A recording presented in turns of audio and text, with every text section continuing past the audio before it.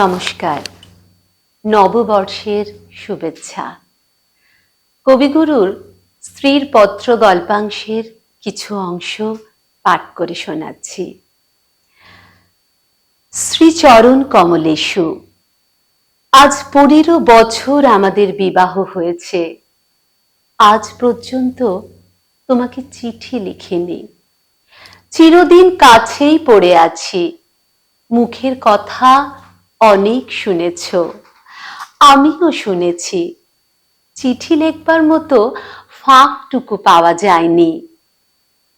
আজ আমি এসেছি তীর্থ করতে শ্রীক্ষেত্রে। তুমি আছো তোমার আপিসের কাজে। শামুকের সঙ্গে খোলসের যে সম্বন্ধ, কলকাতার সঙ্গে তোমার তাই। সে তোমার দেহ মনের সঙ্গে এঁটে গিয়েছে। তাই তো তুমি আপিসে ছুটির দরখাস্ত করলে না। বিধাতার তাই অভিপ্রায় ছিল। তিনি আমার ছুটির দরখাস্ত মঞ্জুর করেছেন। আমি তোমাদের মেজ বউ। আজ 15 বছরের পরে এই সমুদ্রের ধারে দাঁড়িয়ে জানতে পেরেছি আমার জগৎ এবং জগদীশ্বরের সঙ্গে আমার অন্য সম্বন্ধও আছে।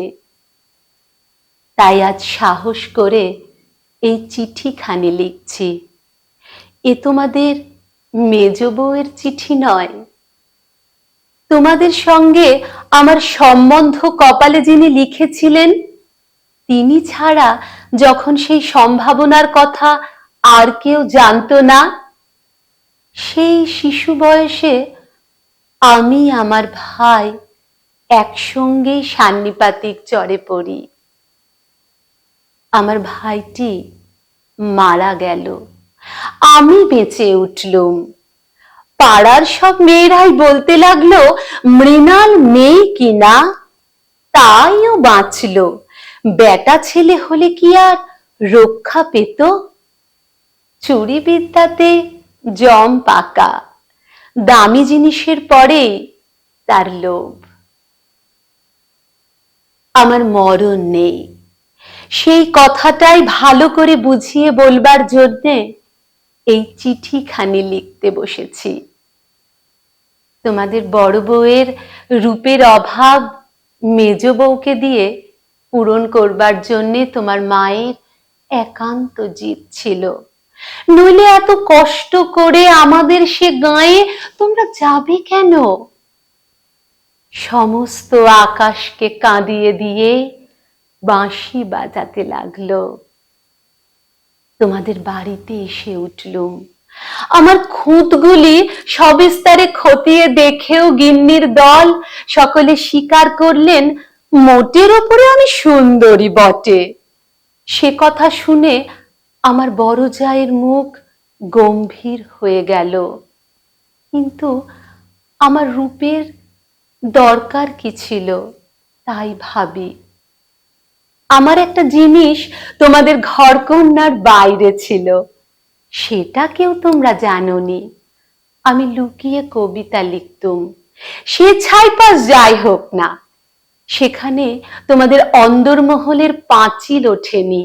সেইখানে আমার মুক্তি, সেইখানে আমি। আমার মধ্যে যা কিছু তোমাদের মেজ বউকে ছাড়িয়ে রয়েছে, সে তোমরা পছন্দ করনি, চিনতেও পারোনি। আমি যে কবি সেই 15 বছরেও তোমাদের কাছে ধরা পড়েনি। আমার মেয়েটি জন্ম নিয়েই মারা গেল। আমাকেও সে সঙ্গে যাবার সময় ডাক দিয়েছিল।